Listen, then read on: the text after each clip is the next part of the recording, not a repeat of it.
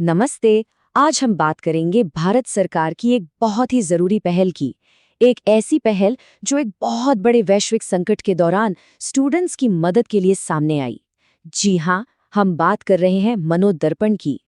जरा सोचिए, 2020 का वो दौर जब कोविड-19 ने अचानक से हमारी दुनिया को, हमारे जीने के तरीके को सब कुछ बदल दिया था।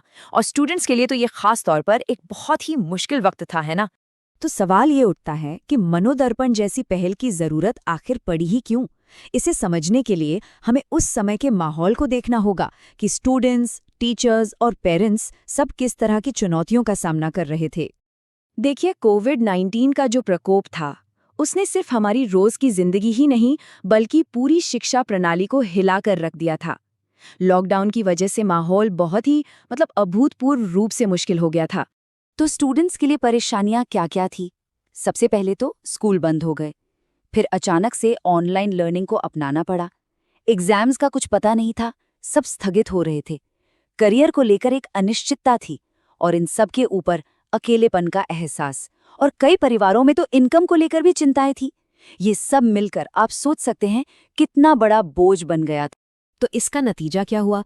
इन सारी चीजों ने मिलकर स्टूडेंट्स के लिए एक बहुत बड़ी मानसिक स्वास्थ्य चुनौती खड़ी कर दी। ये सिर्फ पढ़ाई का तनाव नहीं था, ये उससे कहीं ज्यादा बड़ा एक तरह का मनोवैज्ञानिक संकट था। तो इस बड़ी समस्या का जवाब क्या था? सरकार ने क्या कदम उठाया? यहीं पर एंट्री होती है मनोदर्पण पहल की। चलिए अब देखते हैं कि ये है क्या और ये काम कैसे करती है।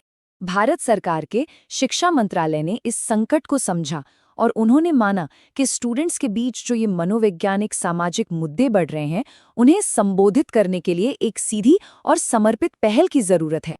तो मनोदर्पण आखिर है क्या? एकदम सीधे सीधे समझें तो ये एक पहल है जिसका मकसद था स्टूडेंट्स को मनोवैज्ञानिक सामाजिक सहायता देना, उनके मानसिक स्वास्थ्य और कल्याण का ध्यान रखना, खासकर कोविड के उस दौर में और उसके बाद भी। मतलब एक ऐसा सपोर्ट सिस्टम जो उन्हें भावनात्मक और मानसिक रूप से सहारा दे। और ये टाइमलाइन देखिए, इससे पता चलता है कि कितनी तेजी से एक्शन लिया गया। 2020 की शुरुआत में महामारी आई और कुछ ही महीनों के अंदर 21 जुलाई 2020 को इस पहल को लॉन्च भी कर दिया गया। और ये पहल आज भी स्टूडेंट्स, टीचर्स और परिवारों की मदद कर रही है। ठीक है, तो अब हम ये तो समझ गए कि मनोदर्पण क्या है और इसकी जरूरत क्यों पड़ी। पर सबसे जरूरी सवाल, ये असल में मदद करता कैसे है? चलिए अब इसके काम करने के तरीकों को समझते हैं। मनोदर्पण पहल आप कह सकते हैं 3 मजबूत स्तंभों पर खड़ी है। पहला है सीधी टेलीकाउंसलिंग, दूसरा वेबिनार के जरिए जागरूकता और तीसरा है रोजाना होने वाले इंटरैक्टिव सत्र।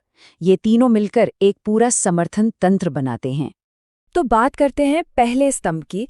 ये है एक राष्ट्रीय टोल फ्री हेल्पलाइन, मतलब सीधी मदद उन लोगों के लिए जिन्हें फौरन किसी से बात करने की, किसी से मार्गदर्शन लेने की जरूरत महसूस हो रही है।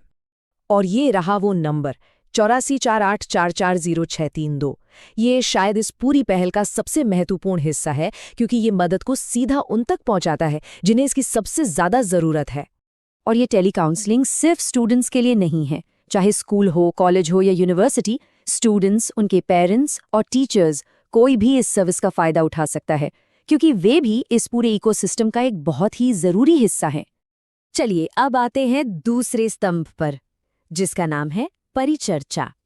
इसका मकसद सिर्फ तत्काल मदद देना नहीं है, बल्कि मानसिक स्वास्थ्य को लेकर जागरूकता फैलाना है, एक खुली चर्चा का माहौल बनाना है। परिचर्चा असल में एक वेबिनार श्रृंखला है। इसमें क्या होता है? काउंसलर्स, मनोवैज्ञानिक और शिक्षा की दुनिया के बड़े बड़े एक्सपर्ट्स आते हैं और मानसिक स्वास्थ्य से जुड़े मुद्दों पर बात करते हैं। तनाव से कैसे निपटें, इस पर चर्चा होती है। ये एक ऐसा प्लेटफॉर्म है जो लोगों को ये एहसास दिलाता है कि वो अकेले नहीं हैं और मदद मौजूद है। और अब बारी है तीसरे और आखिरी स्तंभ की, सहयोग। जैसा कि नाम से ही जाहिर है, ये कार्यक्रम खास तौर पर स्टूडेंट्स को रोजाना दैनिक आधार पर लाइव मार्गदर्शन देने के लिए बनाया गया है। तो सहयोग के बारे में कुछ जरूरी बातें जान लेते हैं।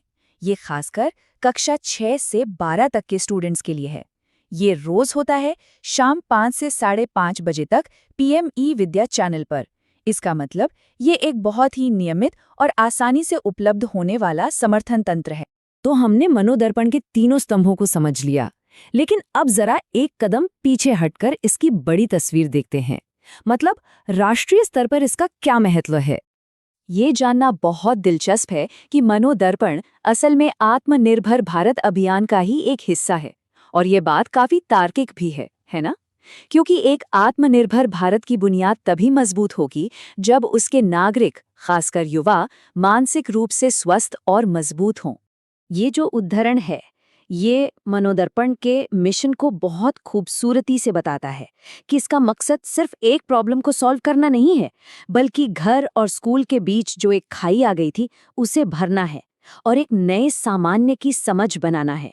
और आखिर में ये सब हमें एक बहुत ही जरूरी सवाल पर लाकर छोड़ देता है।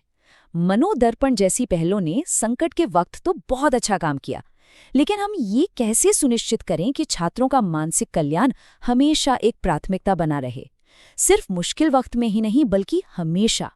ये एक ऐसा सवाल है जिस पर हम सबको सोचने की जरूरत है।